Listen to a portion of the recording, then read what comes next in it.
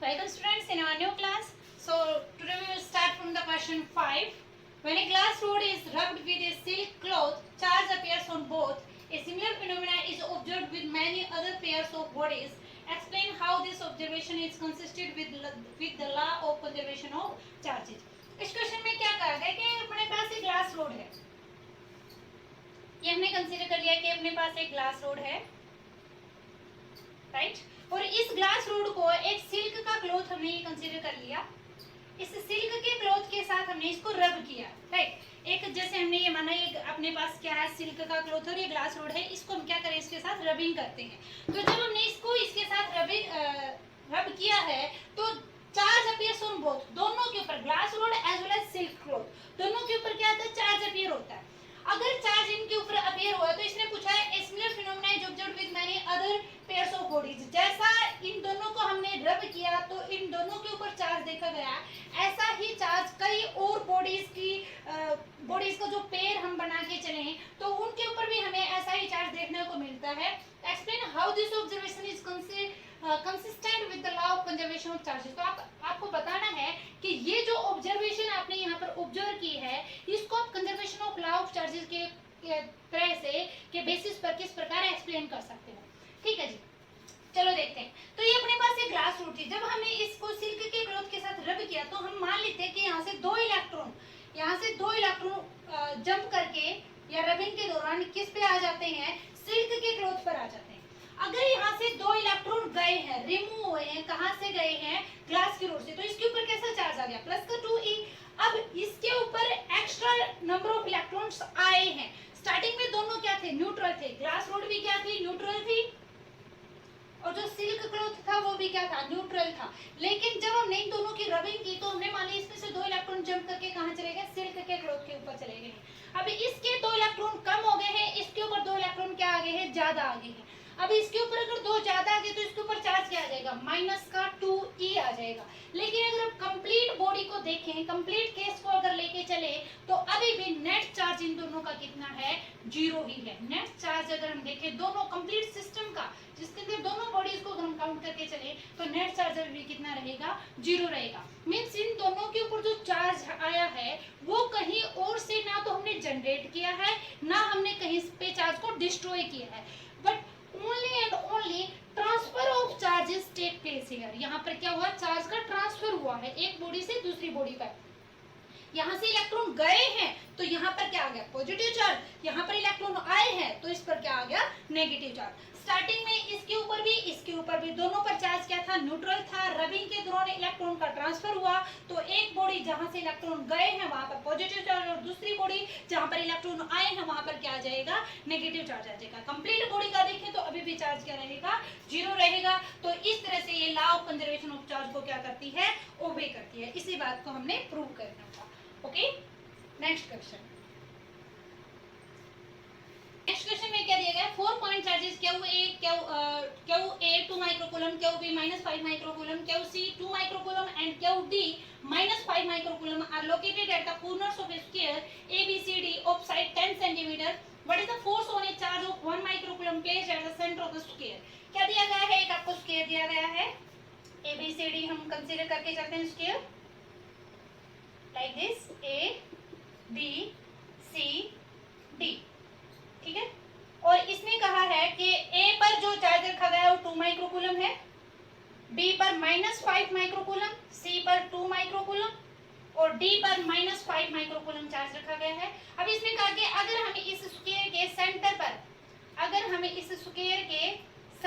पर 1 microcoulomb charge को रखें, इसने कहा कि सेंटर पर अगर 1 माइक्रोकूलम चार्ज हम रख रहे हैं तो उसके ऊपर इन चारों की वजह से नेट फोर्स कितना अप्लाई किया जाएगा, ये आपसे पूछा गया है। तो चलो देखते हैं, ये कैसा है, पॉजिटिव चार्ज, ये कैसा है, पॉजिटिव चार्ज, दोनों के बीच में फोर्स कैसा लगेगा, रिपल्शन का, मींस ये इसके ऊपर रिपल्शन का फोर्स लगाएगा। ओके, अब इसकी वजह से ये भी कैसा है, पॉजिटिव चार्ज, ये कैसा है, पॉजिटिव, ये इसके ऊपर किस डायरेक्शन में फोर्स लगेगा, अपवर्ड डायरेक्शन में, राइट। तो अगर मैं निकालना चाहूं at force on O due to A, force on O due to A, तो उसकी वैल्यू क्या आ जाएगी, Q1 की वैल्यू कितनी है, 2 × 10⁻⁶ 1 × 10⁻⁶ डिवाइडेड बाय R ये वाला डिस्टेंस रहेगा अपना। इस एंगल कंसीडर कर सकते हैं, कौन सी, ए सी डी। ए सी डी ट्रायंगल को अगर आप कंसीडर करोगे तो उस ट्रायंगल में ये कितना है 10 सेंटीमीटर। साइड कितनी दी गई थी इसकी, हर साइड स्क्वायर है तो सारी साइड इसकी बराबर रहेंगी 10 सेंटीमीटर। ओके, तो ट्रायंगल एसीडी के अंदर AC की वैल्यू अगर आपको फाइंड आउट करनी हो, AC की वैल्यू, तो AC की वैल्यू क्या आ जाएगी, 10 का स्क्वायर प्लस 10 का स्क्वायर, 100, 100 प्लस 100 200, 200 का मीन्स 200 मीन्स 10√2 सेंटीमीटर। बट आपको वैल्यू किसकी चाहिए, मैं यहाँ पर सेंटर पॉइंट को O कंसीडर करके चलती हूँ, तो OA ये डिस्टेंस आपको चाहिए, ये कंप्लीट 10√2 है, तो ये कितना आ जाएगा 5√2 आ जाएगा, कितना आ जाएगा 5√2, और उसका क्या आ जाएगा स्क्वायर हो जाएगा, राइट। अब हम देखते हैं force on C due to O, force on O due to C, C की वजह से O के ऊपर जो फोर्स लग रहा है वो क्या आ जाएगा K Q1, Q1 कितना है 2 × 10 की पावर -6, Q2 कितना है 1 × 10 की power -6 divided by 5√2, distance same रहेगा, इसका स्क्वायर। अब देखो C इसके ऊपर इस डायरेक्शन में फोर्स लगा रहा है, A इसके ऊपर इस डायरेक्शन में फोर्स लगा रहा है, दोनों के मैग्नीट्यूड की अगर मैं बात करूं तो दोनों फोर्सेस के मैग्नीट्यूड की वैल्यू सेम है, जबकि डायरेक्शन क्या है opposite, magnitude same direction opposite, जिसकी वजह से O के ऊपर जो चार्ज 1 माइक्रोकूलम रखा गया है, सेंटर पर जो 1 माइक्रोकूलम रखा गया है, उसके ऊपर इन दोनों चार्जेस की वजह से नेट फोर्स कितना हो जाएगा 0। अभी हमने केवल दो चार्जेस की बात की है, A और C वाले कॉर्नर की, ठीक है।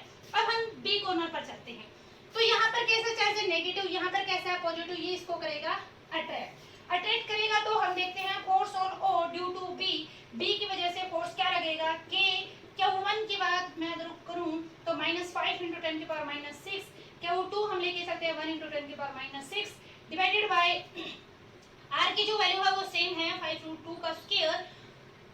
अब इसकी डायरेक्शन जो थी वो B की तरफ है, अब हम चलते हैं किसके ऊपर, force on O due to D की वजह से, D कॉर्नर पर जो चार्ज रखा गया है उसकी वजह से O के ऊपर कितना फोर्स लगाया जाएगा, तो Q1 की वैल्यू कितनी है -5 × 10 की पावर -6 इंटू Q2 कितना है 1 × 10 की power -6 divided by R², R कितना है 5√2 का स्क्वायर, ठीक है। अब ये देखो ये नेगेटिव चार्ज है, ये क्या है पॉजिटिव, ये इसको क्या करेगा अपनी तरफ अट्रैक्ट करेगा।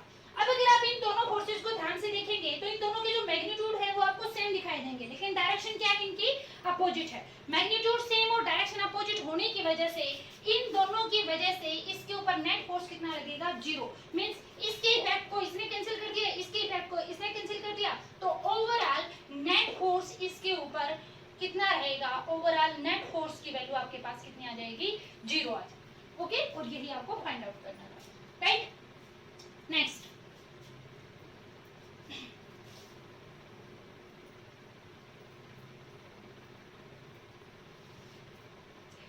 क्वेश्चन की तरफ चलते हैं, क्वेश्चन नंबर 6 अभी डिस्कस किया है, क्वेश्चन नंबर 7 की तरफ मूव करते हैं। क्वेश्चन नंबर 7, हाँ जी, an electrostatic field line is a continuous curve, that is a field line can't have sudden breaks, why not। अभी इसमें आपको पूछा गया है कि जो इलेक्ट्रिक फील्ड लाइंस है वो कंटिन्यूअस कर्व होती हैं, वो कहीं पर भी सडन ब्रेक नहीं दे सकती, क्यों, ये आपसे पूछा गया है। एक बार अगर हम याद करें तो जब हमने थ्योरी क्लासेस स्टडी की थी तो वह हमने बताया था कि जो इलेक्ट्रिक फील्ड लाइंस होती हैं वो कंटिन्यूअस कर्व होती हैं। इलेक्ट्रिक फील्ड लाइंस क्या होती हैं, पॉजिटिव चार्ज से स्टार्ट होती हैं और नेगेटिव चार्ज पे जाके टर्मिनेट हो जाती हैं। ये कुछ इसकी हमने इलेक्ट्रिक फील्ड लाइंस की प्रॉपर्टी डिस्कस की थी। तो अब इसने आपसे क्वेश्चन पूछा कि उनमें सडन ब्रेक हमें क्यों नहीं दिखाई देता। मान लेते हैं यहाँ पे एक चार्ज क्या हुआ है, ठीक है, इसकी वजह से ये इलेक्ट्रिक फील्ड जनरेट किया गया, और ये जो इलेक्ट्रिक फील्ड लाइंस हैं ये क्या बताएंगी, नेट इलेक्ट्रिक फील्ड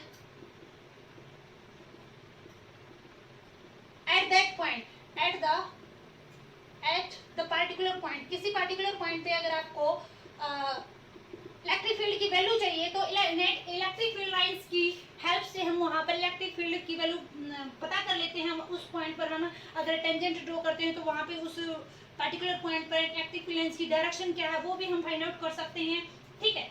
अब इसने कहा कि इनमें सडन ब्रेक क्यों नहीं दिखाई देता। भाई ई का फॉर्मूला अपने पास क्या था, हमने जब थ्योरी क्लासेस स्टडी की थी तो बताया था कि ई का फॉर्मूला क्या होता है, Q/4 pi epsilon not r², ये वैल्यू थी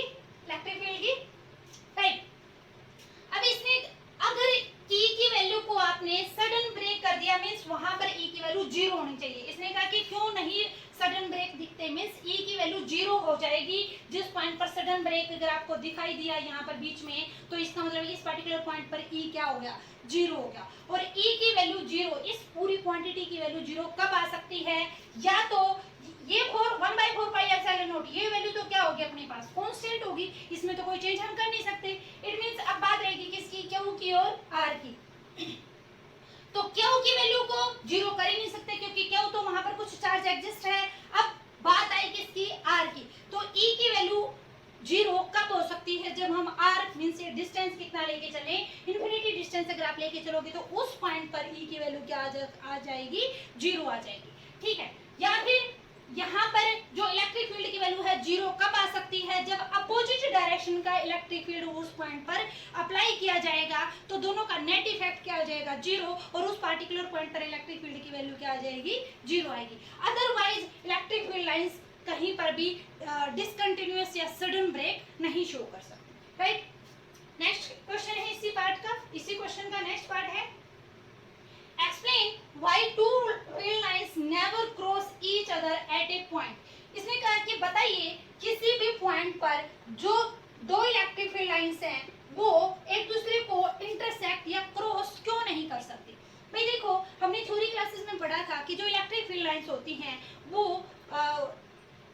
किसी भी पर्टिकुलर पॉइंट पर इलेक्ट्रिक फील्ड की वैल्यू बताती हैं, और अगर उस पर्टिकुलर पॉइंट पर आप टेंजेंट ड्रॉ करते हो तो वो टेंजेंट डायरेक्शन बताएगा किसकी, at that particular point direction of electric field, उस पर्टिकुलर पॉइंट पर इलेक्ट्रिक फील्ड की डायरेक्शन को वो रिप्रेजेंट करेगा। ठीक है, अब हमने मान लिया कि ये दो इलेक्ट्रिक फील्ड लाइंस थी, ये इस पर्टिकुलर पॉइंट पर एक दूसरे को क्या कर रही हैं, कट कर रही हैं। तो अगर मुझे इस पॉइंट पर क्या बताना हो, इलेक्ट्रिक फील्ड की डायरेक्शन बताना हो, तो मैं इस पे क्या करूंगी, टेंजेंट ड्रॉ करूंगी। ये टेंजेंट ड्रॉ किया भाई मैंने, E1 मान ली इसकी वैल्यू, और अगर इस इलेक्ट्रिक फील्ड लाइंस के लॉन्ग टेंजेंट ड्रॉ करूंगी तो इसकी डायरेक्शन क्या आ गई, ये आ गई। अब पॉइंट एक है, डायरेक्शन क्या होगी, दो दो होगी, दैट्स नॉट पॉसिबल। एक ही पॉइंट पर दो डायरेक्शन इलेक्ट्रिक फील्ड की पॉसिबल नहीं है, इसलिए कभी भी दो इलेक्ट्रिक फील्ड लाइंस एक दूसरे को कट नहीं कर सकती, because due to this there will be two tangent at the same point and we know that tangent drawn at any point will give the direction of electric field at that point। ठीक है, और दो value या दो direction एक ही point पर possible नहीं है, इसलिए दो इलेक्ट्रिक फील्ड लाइंस कभी भी इंटरसेक्ट नहीं कर सकती है। ओके, नेक्स्ट क्वेश्चन है,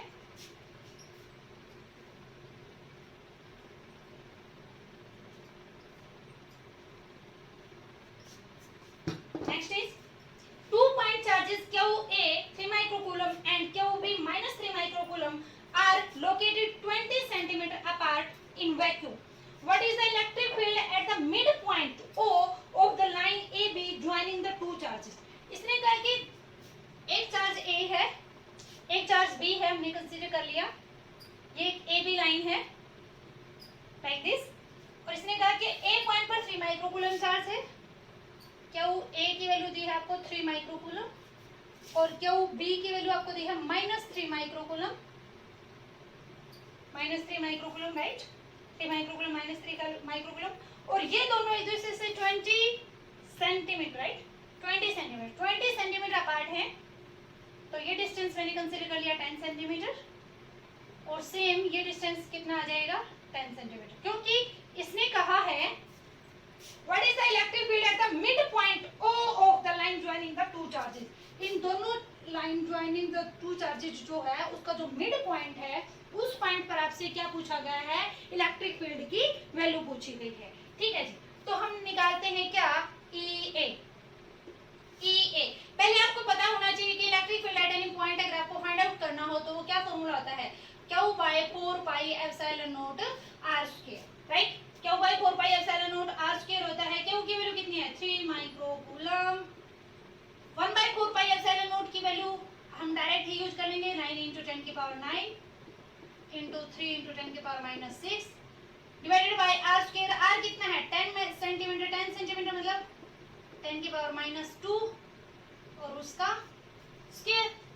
ठीक, इसको अगर हम सिंप्लीफाई करें थोड़ा सा तो कितना आ जाएगा 10⁻⁴, ऊपर जाके प्लस का 10⁻2 और ये 10⁻7, 9 × 3 = 27, 9 3 27 और ये कितना आ गया था अपने पास -4, ऊपर जाके क्या आ जाएगा प्लस का 4 -2 10 की पावर 7 डिवाइडेड बाय ये कितना है 100 10 की पावर -2। आप सिंप्लीफाई कर चुके हो, ये ऊपर जाएगा तो माइनस का हो जाएगा और इस तरह से 27 इंटू 10 की पावर 5 और इसकी यूनिट आ जाएगी न्यूटन पर कूलम, राइट। ये किसकी वैल्यू आई आपके पास ई ए की वैल्यू आई है।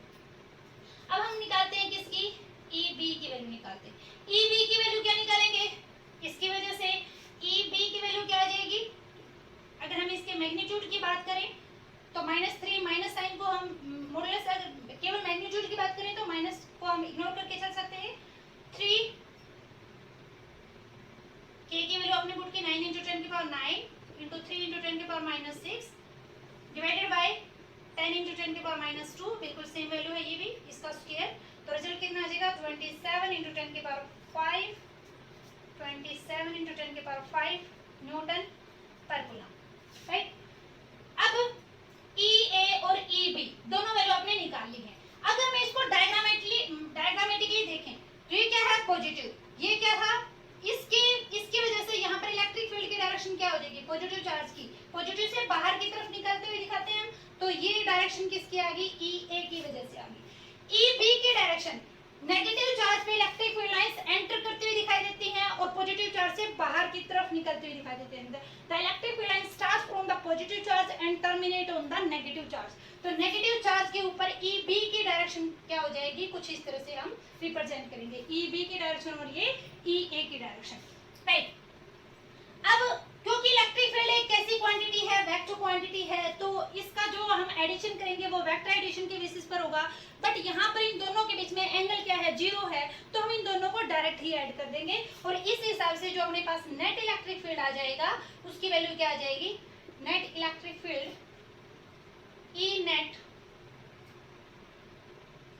नेट की वैल्यू अपने पास क्या आ जाएगी ई ए प्लस ई बी, और ई ए और ई बी दोनों की वैल्यू आपके पास सेम है, तो हम इसको क्या लिख देंगे 5.4 इंटू 10 की पावर 6 न्यूटन पर कूलम, राइट। ये अपने पास क्या आ गई ई नेट की। अब इस क्वेश्चन में आपसे पूछा क्या था what is the net electric field, तो नेट इलेक्ट्रिक फील्ड मींस आपने ए पार्ट जो था इसका क्वेश्चन नंबर 8 चल रहा है आपका, ये क्वेश्चन नंबर 8 का ए पार्ट आप कंप्लीट कर चुके हो। डन। नेक्स्ट बी पार्ट में इसने पूछा है if a negative test charge of magnitude 1.5 into 10 की power -9 coulomb is placed at the point what is the force experienced by the test charge। अब इसने कहा कि अगर इस O पॉइंट पर हम एक नेगेटिव चार्ज रख देते हैं जिसका मैग्नीट्यूड ये वाला है, तो उसके द्वारा कितना फोर्स एक्सपीरियंस किया जाएगा ये आपको बताना है। तो आपको पता है कि फोर्स हम किसी चार्ज के द्वारा जिसको एक इलेक्ट्रिक फील्ड के अंदर रखा गया है, तो उस चार्ज के द्वारा कितना फोर्स एक्सपीरियंस किया जाएगा ये हम कैसे निकालते हैं, F equal to q E के फॉर्मूले से निकालते हैं। तो क्यू की वैल्यू आपको गिवन है कितना -1.5 इंटू 10 की पावर -9 इंटू ई की वैल्यू आपके पास गिवन है, मीन्स आपने अभी कैलकुलेट किया है 5.4 इंटू 10 की पावर 6, राइट। तो इस तरह से आपके पास जो रिजल्ट आ जाएगा वो कितना आ जाएगा -8.1 इंटू 10 की पावर -3 न्यूटन। जिसका मैग्नीट्यूड 1.5 इंटू 10 की पावर -9 कूलम है, जिसको in between the two charges रखा गया था, तो उसके ऊपर लगने वाले फोर्स का मैग्नीट्यूड तो क्या आ जाएगा, ये आ जाएगा -8.1 इंटू 10 की पावर -3 न्यूटन। बट अगर उसकी डायरेक्शन भी बतानी पड़े, और डायरेक्शन आपको बतानी भी चाहिए इसमें, क्यों, क्योंकि आपसे क्या पूछा गया, फोर्स पूछा गया, और फोर्स एक ऐसी क्वांटिटी है बेटा, फोर्स एक वेक्टर क्वांटिटी है, और वेक्टर क्वांटिटी के बारे में जब भी किसी क्वेश्चन में अगर आपसे पूछा जाता है तो आपको उसके दोनों चीजें that is magnitude as well as direction दोनों को ही एक्सप्लेन करना चाहिए। तो मैग्नीट्यूड आप इसमें बता चुके हैं, अब हम बात करते हैं किसकी, डायरेक्शन का force experienced by the charge which is placed at the centre. तो यहाँ पर इसके सेंटर पर आपने अगर चार्ज रखा गया है, कौन सा चार्ज अगर आपने रखा है -1.5 इंटू 10 की पावर -9 कूलम अगर आपने चार्ज यहाँ पर रखा है, तो ये चार्ज इसके ऊपर क्या करेगा, ये नेगेटिव है ये पॉजिटिव, इसको अपनी तरफ अट्रैक्ट करेगा, ठीक है। और ये जो है ये नेगेटिव है, ये चार्ज भी क्या है नेगेटिव, तो ये भी इसके ऊपर क्या लगाएगा, रिपल्शन फोर्स लगाएगा। तो नेट जो फोर्स की डायरेक्शन है वो किधर आ जाएगी, along B A, direction of force क्या आ जाएगी, direction of force will be along B A, direction of force किसके अलोंग आ जाएगी, along B A, means B से ए की तरफ आपके नेट फोर्स की डायरेक्शन रहेगी. Okay, so that's all for today.